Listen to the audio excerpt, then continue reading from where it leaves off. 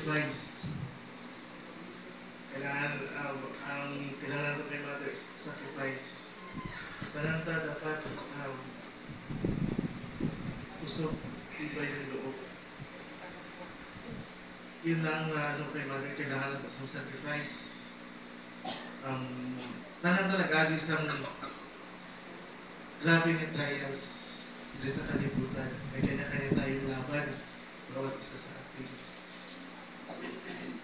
Mas lalo kita mag-lead-on kung mag-agi galit sacrifice like Jesus Christ o tanan yung mga ano yung sila kasi yung mga apostles nila, ang mga propeta like Moses na tawag Ten Commandments.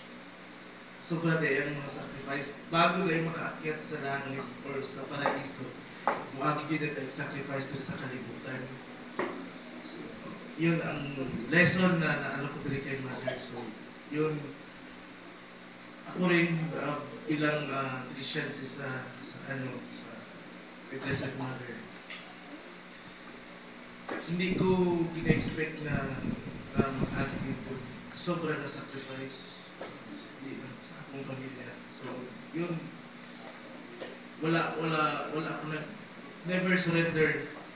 Yun ang ano ko kay Mother. Kasi kumpiyansa ko tungkol sa numero ni Mother, sa pangalan niya, yun ang nakapatibay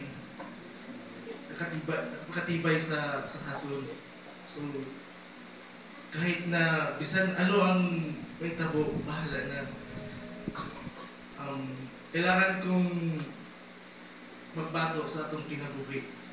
Kailangan natin ipakita sa Diyos na tinuod ta. Wala na, hindi ta perfect na tao. Hindi ta kulang-kulang atong mga may task na gihatag sa atong Ginoo, hindi ta atong mahimo. Tuod man na, hindi, kasi hindi basta-basta ang task natin. Bibihira lang ang makahimo sa perfecto.